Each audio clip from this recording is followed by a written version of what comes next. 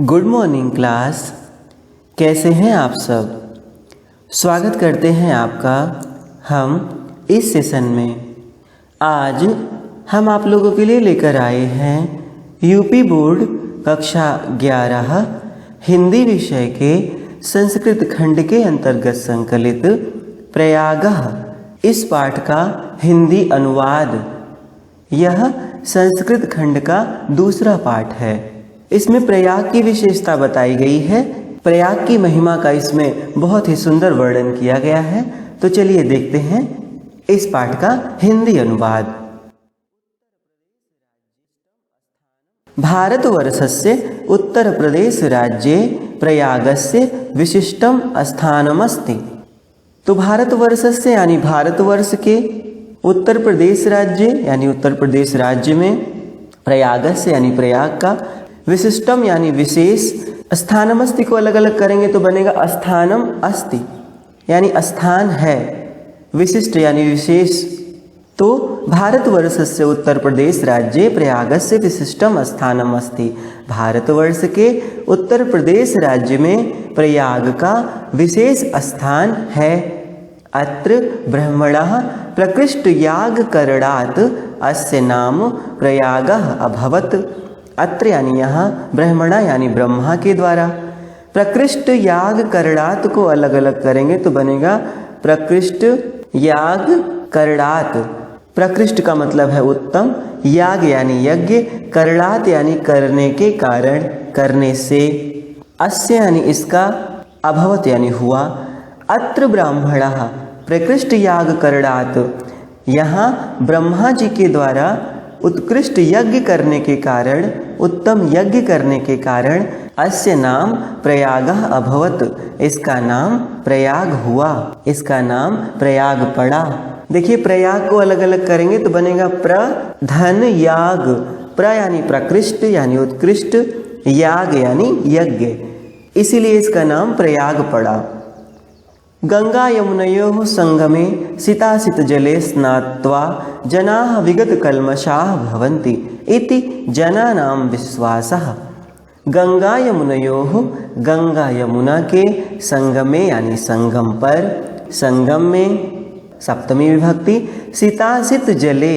देखिए अलग अलग करेंगे तो बनेगा सित असित जले। सित बोलते हैं श्वेत को, असित बोलते हैं जो श्वेत ना हो यानी श्याम वर्ण। तो सितासित जले का मतलब है श्वेत श्याम जल।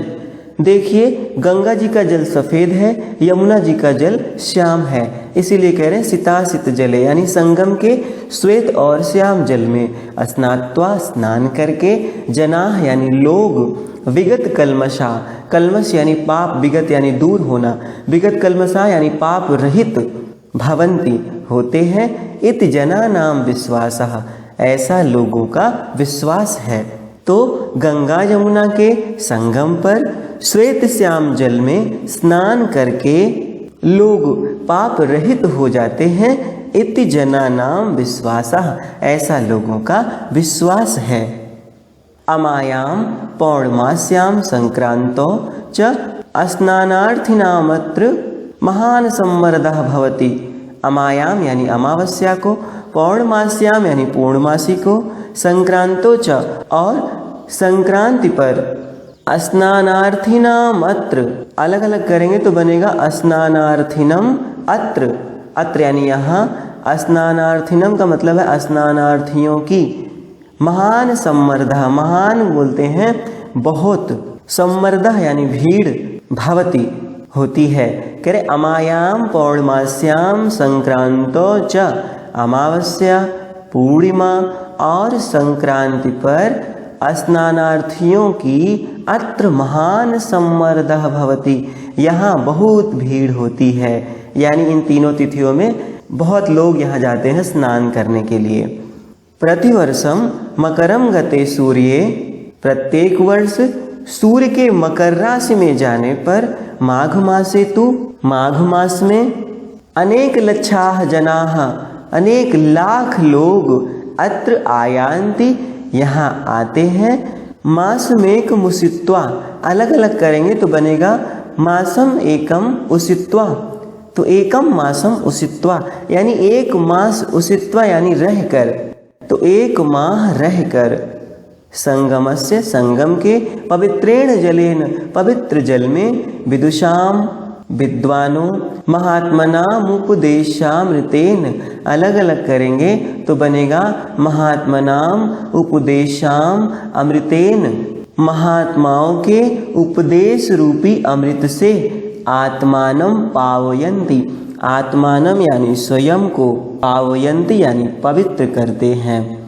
तो एक साथ इस लाइन का अर्थ लेते हैं। प्रतिवर्षम प्रत्येक वर्ष, मकरम गते सूर्ये माघ मासे, माघ मासे माघ के महीने में, देखिए हिंदी के महीनों के नाम में एक महीना है माघ, तो प्रतिवर्षम मकरम गते सूर्ये माघ मासे, तो प्रत्येक वर्ष माघ मास में सूर्य के मकर राशि में जाने पर, सूर्य के मकर राशि में जाने पर मकर संक्रांति होती है।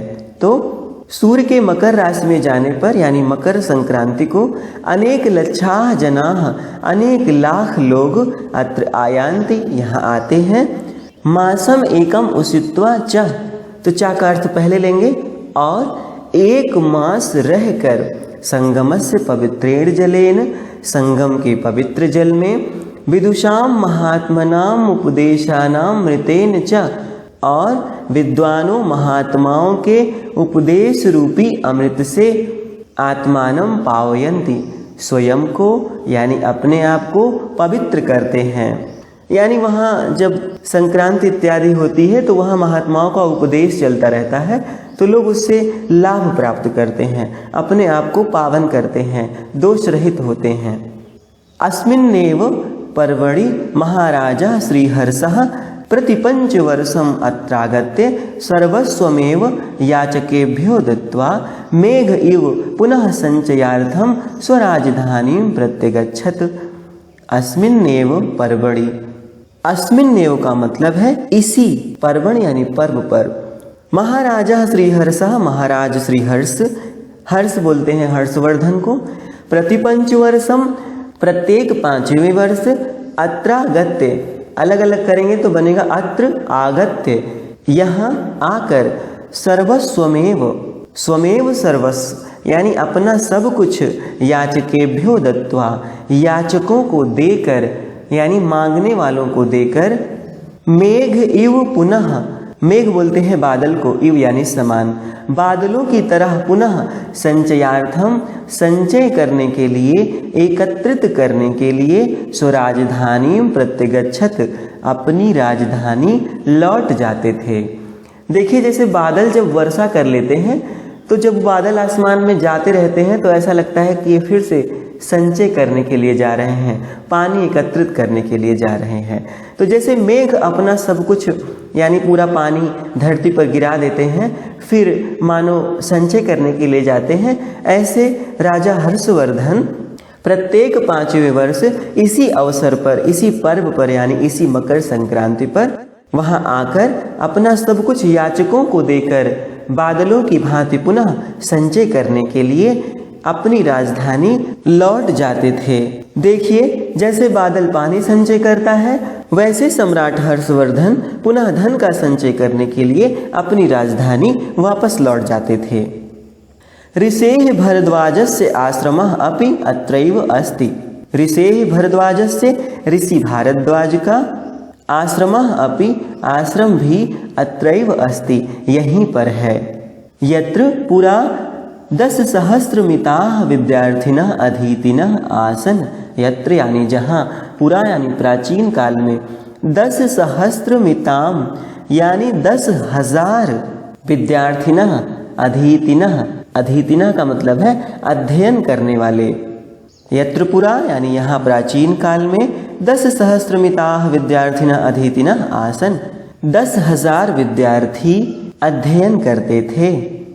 पितुः आज्ञां पालयन् पुरुषोत्तमः श्रीरामः अयोध्यायाः वनं गच्छन् कुत्र मया वस्तव्यम् इति प्रष्टुम् अत्रैव भरद्वाजस्य समीपम् आगतः। पितुः आज्ञां पालयन्, पिता की आज्ञा का पालन करते हुए, पुरुषोत्तमः श्रीरामः, पुरुषोत्तम श्री राम, अयोध्यायाः वनं गच्छन्, अयोध्या से वन जाते समय। देखिए राम जी को पुरुषोत्तम कहा जाता है।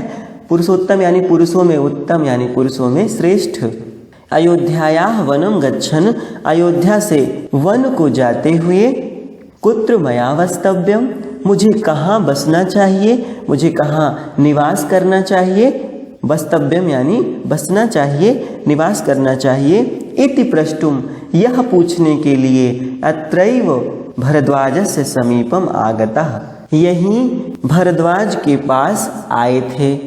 देखिए अत्रैव को अलग अलग करेंगे तो बनेगा अत्र धन एव, यानी यहीं। तो इस लाइन का एक बार फिर से अर्थ लेते हैं। पितुः आज्ञाम पालयन, पिता की आज्ञा का पालन करते हुए।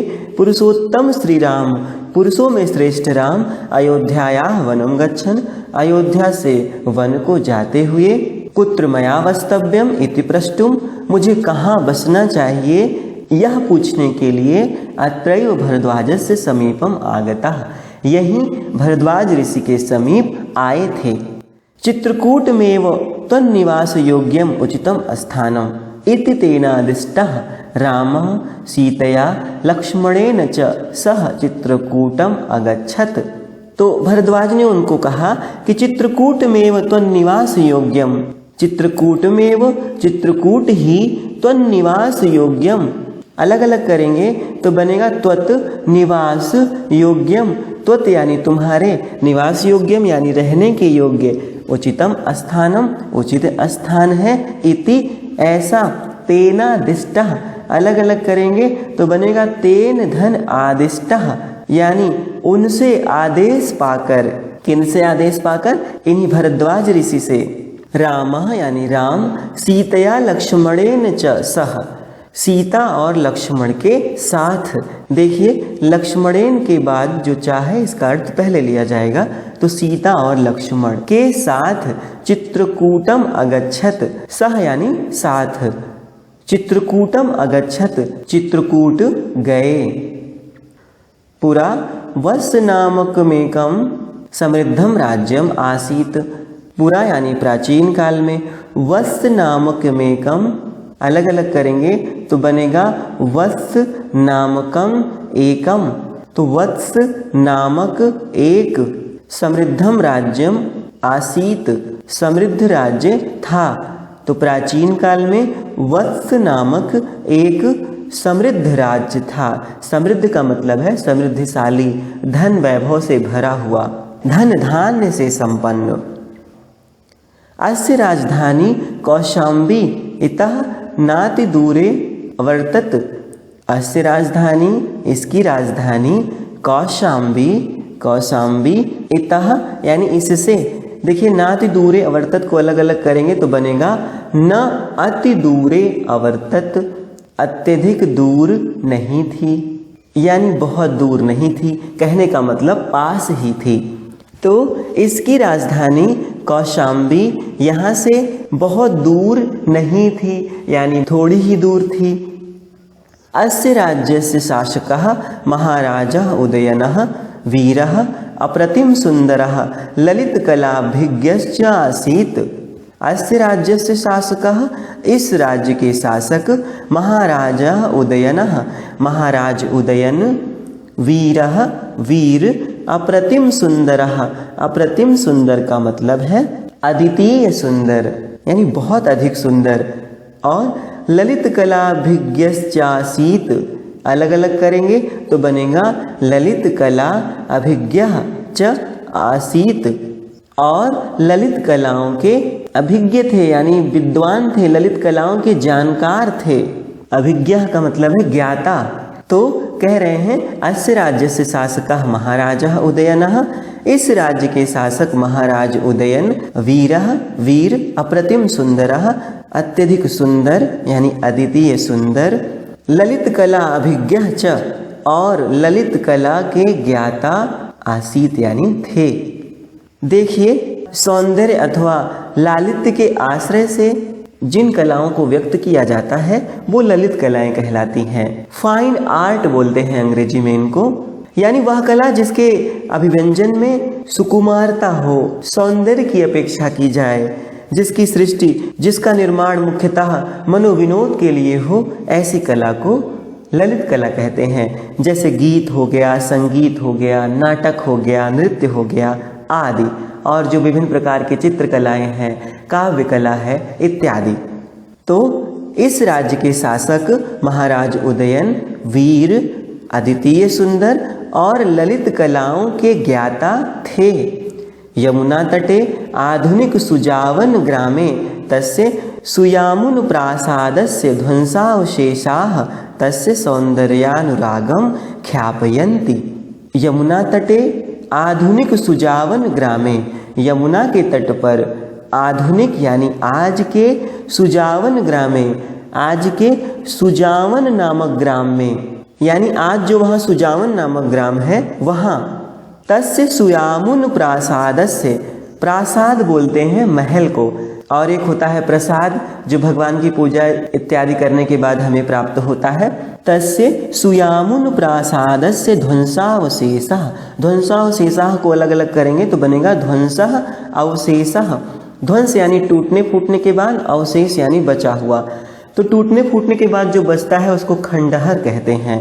तो तस्य सुयामुन प्रासादस्य ध्वंसावशेषाः, उनके सुयामुन नामक महल के खंडहर, देखिए उनके महल का नाम सुयामुन था। तस्य सौंदर्यानुरागम, उनके सौंदर्य के प्रति अनुराग को, सौंदर्य के प्रति प्रेम को ख्यापयन्ति, ख्यापयन्ति यानी प्रकट करते हैं। तो कह रहे हैं कि यमुना के तट पर आधुनिक सुजावन नामक ग्राम में तस्य सुयामुन प्रासादस्य ध्वंसावशेषाः, उनके सुयामुन नामक महल के खंडहर तस्य सौंदर्यानुरागम ख्यापयन्ति, उनके सौंदर्य के प्रति प्रेम को प्रकट करते हैं, बताते हैं। कहने का मतलब वो खंडहर आप देखेंगे तो आपको ये महसूस हो जाएगा कि ये राजा सौंदर्य के प्रति कितने अनुरागी थे, सौंदर्य के प्रति कितना इनका प्रेम था। प्रियदर्शी सम्राट अशोकः, प्रियदर्शी सम्राट अशोक ने कौशाम्ब्यामेव, अलग अलग करेंगे तो बनेगा कौशाम्ब्याम एव, यानी कौशाम्बी में ही स्वशिलालेखम अकारयत, स्वशिलालेखम कारयत, अलग अलग करेंगे तो बनेगा स्वशिलालेखम अकारयत, यानी अपना शिलालेख, अकारयत यानी बनवाया। तो प्रियदर्शी सम्राट अशोक ने कौशाम्ब्यामेव, कौशाम्बी में ही स्वशिलालेखम अकारयत, अपना शिलालेख बनवाया। देखिए शिलालेख विशेष प्रकार का पहचान चिन्ह होता है कि इन्होंने ये काम किया, ये काम किया, ऐसा। इसके शाब्दिक अर्थ से जाएं तो शिलालेख यानी पत्थर पर लिखा गया लेख।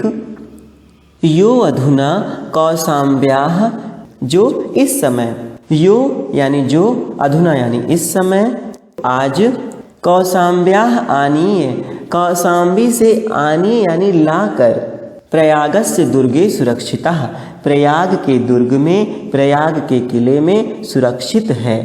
तो प्रियदर्शी सम्राट अशोक ने कौशाम्ब्यामेव, कौशाम्बी में ही स्वशिलालेखम अकारयत, अपना शिलालेख बनवाया। यो अधुना, जो आज, जो इस समय, कौशाम्ब्याः आनीय, कौशाम्बी से लाकर, प्रयागस्य दुर्गे सुरक्षितः, प्रयाग के दुर्ग में सुरक्षित है, सुरक्षित रखा गया है। गंगायाः पूर्वम, गंगा के पूर्व की ओर, गंगा के पूर्व में, पुराण प्रसिद्धस्य, पुराण में प्रसिद्ध महाराजस्य पुरुरवसः राजधानी, पुरुरवसः यानी पुरुरवा की।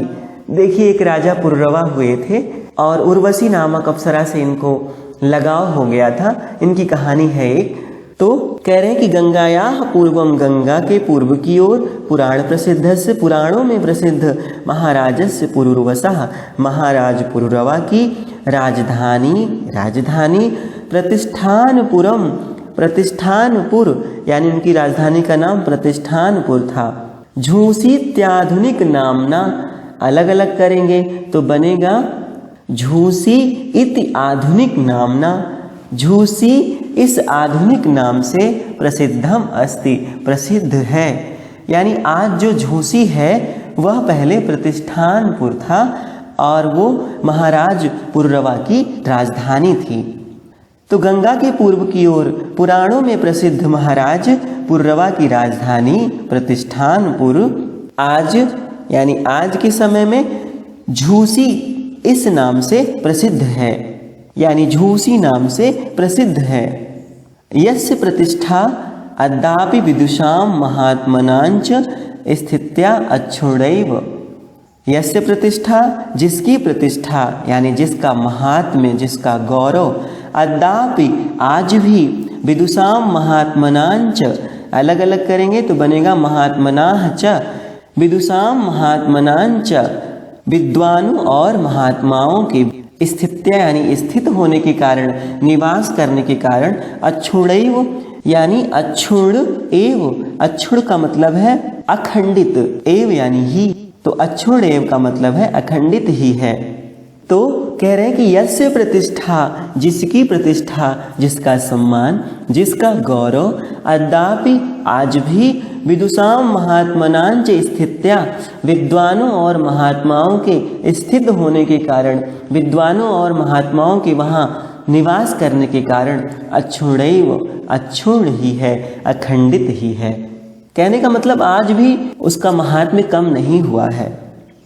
इतिहास प्रसिद्धः नीति निपुणः मुगल शासकः अकबर नामा दिल्ल्याः सुदूरे पूर्वस्यां दिशि स्थितयोः कड़ा जौनपुर नामकयोः समृद्धयोः राज्ययोः निरीक्षणं दुष्करं विज्ञाय तयोर्मध्ये प्रयागे गंगा यमुनाभ्यां परिवृतं दृढ़ं दुर्गं कारयत् गंगा प्रवाहाच्चास्य रक्षणाय विशालं बंधनम् अप्यकारयत् यो अद्यापि नगरस्य गंगायाश्च मध्ये सीमा इव स्थितो अस्ति।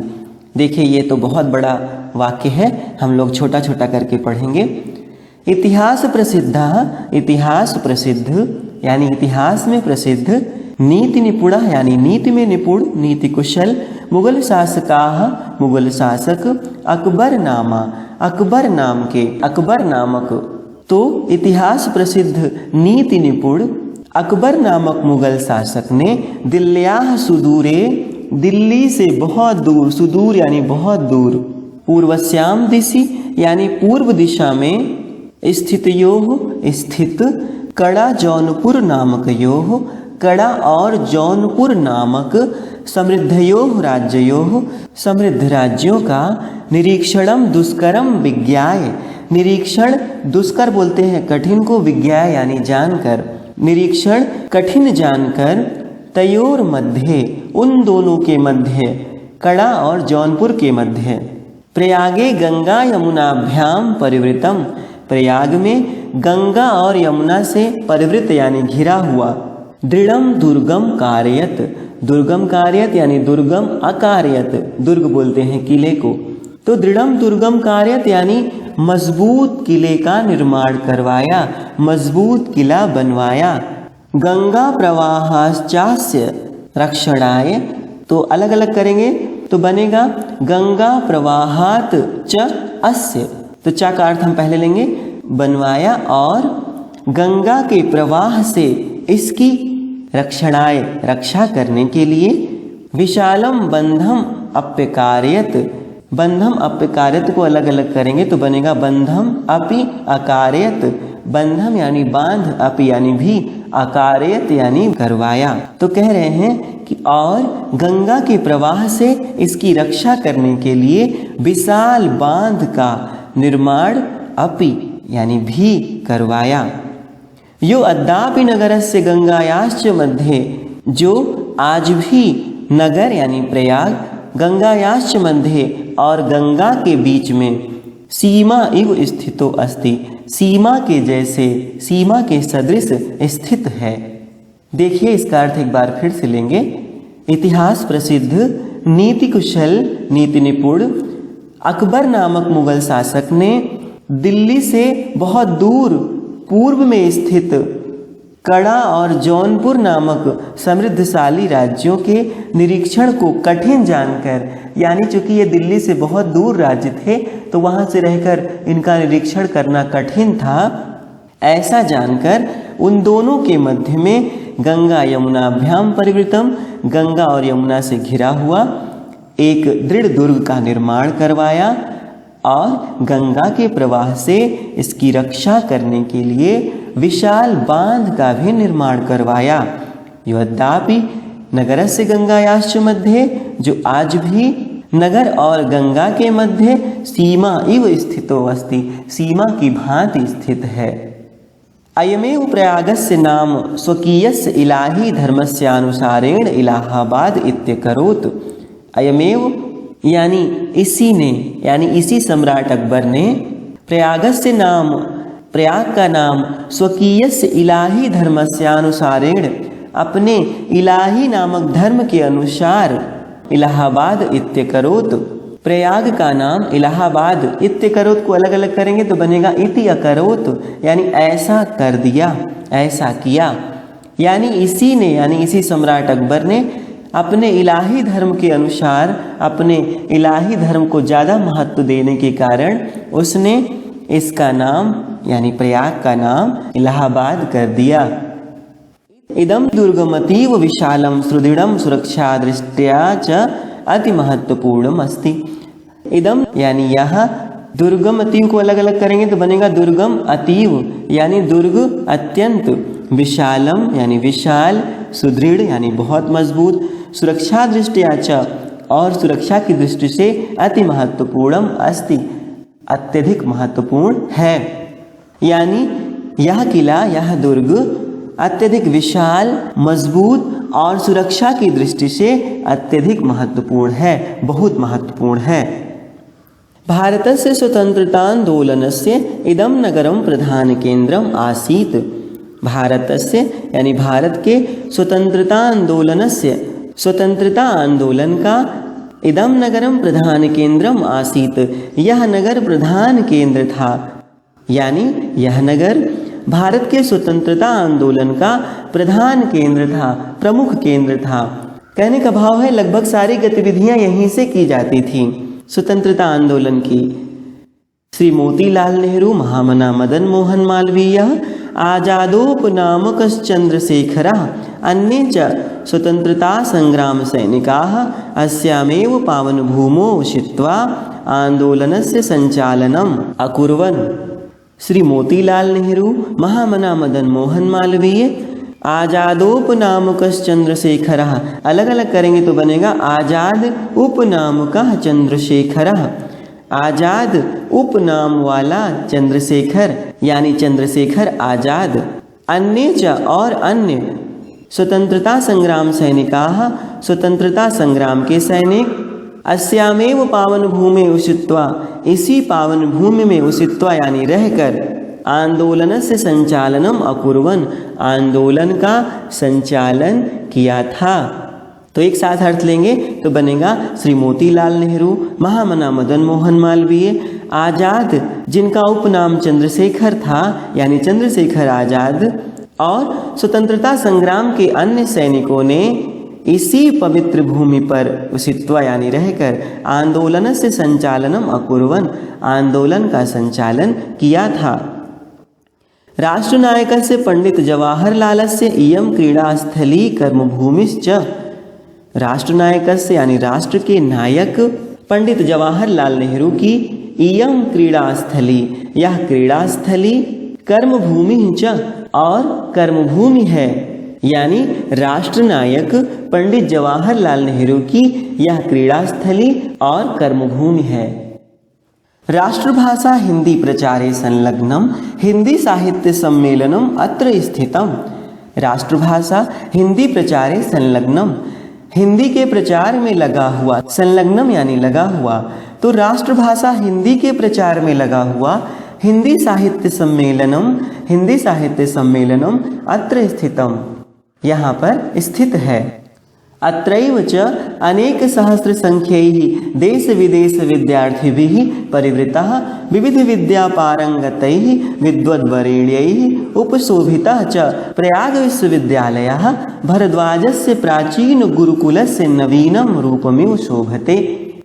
देखिए ये भी वाक्य बड़ा है, थोड़ा थोड़ा करके पढ़ते हैं। अत्रैव च, और यहीं पर, अनेक सहस्र संख्यैहि, अनेक हजार की संख्या में यानी हजारों की संख्या में, देश विदेश विद्यार्थी भी, देश विदेश के विद्यार्थियों से, परिवृता यानी घिरा हुआ, विविध विद्या पारंगतैः विद्वद्वरेण्यैः उपशोभितः च यानी और, विविध विद्या पारंगतैः यानी विभिन्न प्रकार की विद्याओं में पारंगत, विद्वद्वरेण्यैः यानी श्रेष्ठ विद्वानों से, उपशोभितः यानी सुशोभित, प्रयाग विश्वविद्यालयः, प्रयाग विश्वविद्यालय भरद्वाजस्य प्राचीन गुरुकुलस्य नवीनम स्वरूपम शोभते, प्रयाग विश्वविद्यालय भरद्वाज ऋषि के प्राचीन गुरुकुल के नवीनम रूप में शोभते, नवीन रूप में शोभा पाता है, यानी नवीन रूप में शोभित है, नवीन रूप की भांति शोभित है।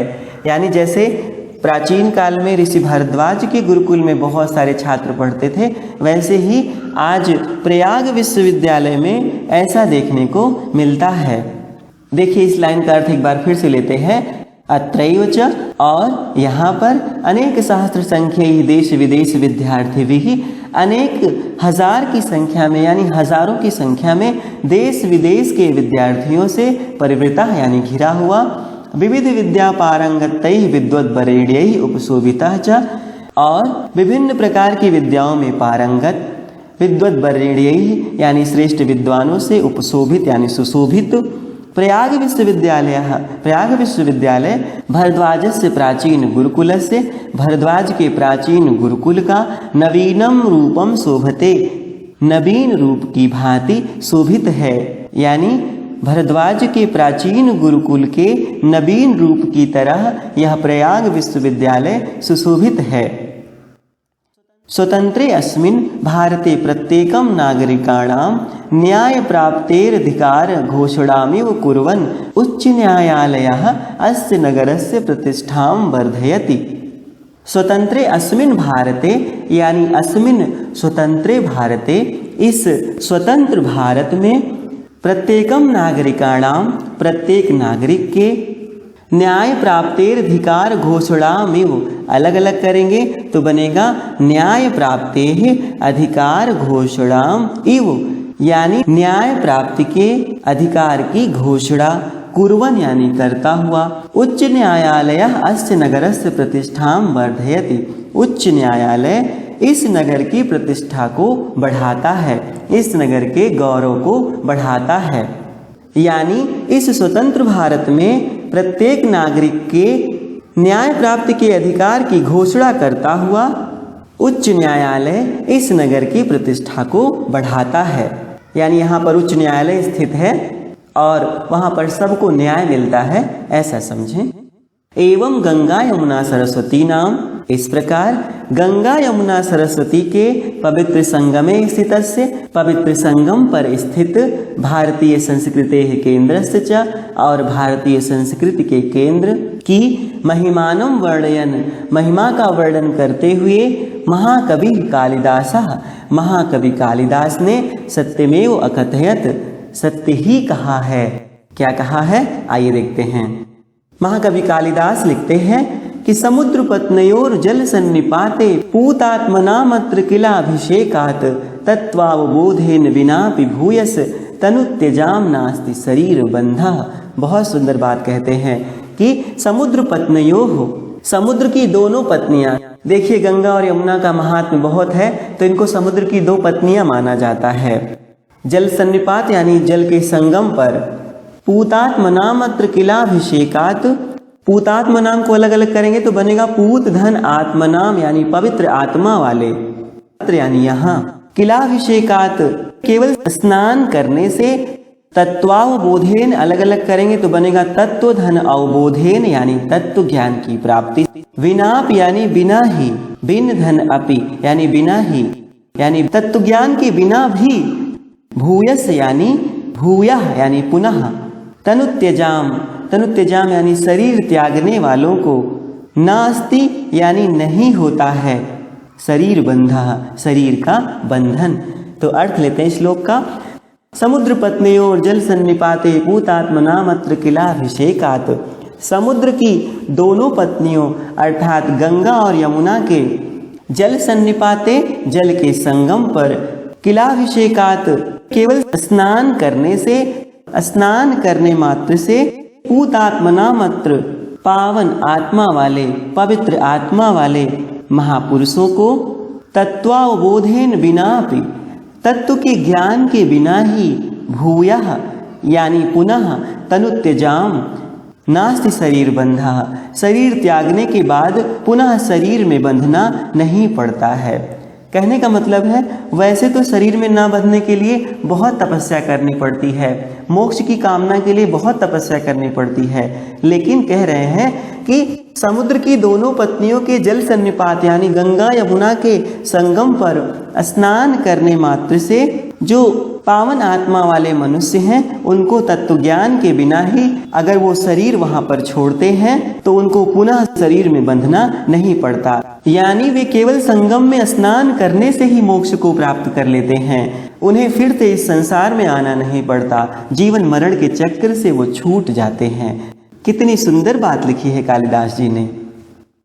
देखिए एक बार श्लोक का पूरा अर्थ एक साथ देखें तो महाकवि कालिदास जी कहते हैं कि समुद्र की दोनों पत्नियों यानी गंगा और यमुना के संगम के जल में स्नान करने से पवित्र आत्मा वाले मनुष्यों को शरीर त्याग करने के बाद तत्व ज्ञान के बिना भी यानी उनको तत्व का ज्ञान हो या ना हो, आत्मज्ञान हो या ना हो, फिर भी उनको शरीर के बंधन में नहीं बंधना पड़ता, यानी उनको मोक्ष प्राप्त हो जाता है, ऐसा समझें। प्रिय विद्यार्थियों, इस प्रकार ये प्रयागः नामक पाठ अब समाप्त होता है। आपको ये वीडियो कैसा लगा हमें अवश्य बताएं और अपने सहपाठियों के साथ इसे साझा भी करें। अब आपसे विदा लेकर चलते हैं, मिलते हैं किसी दूसरे सेशन में किसी दूसरे पाठ के साथ। धन्यवाद।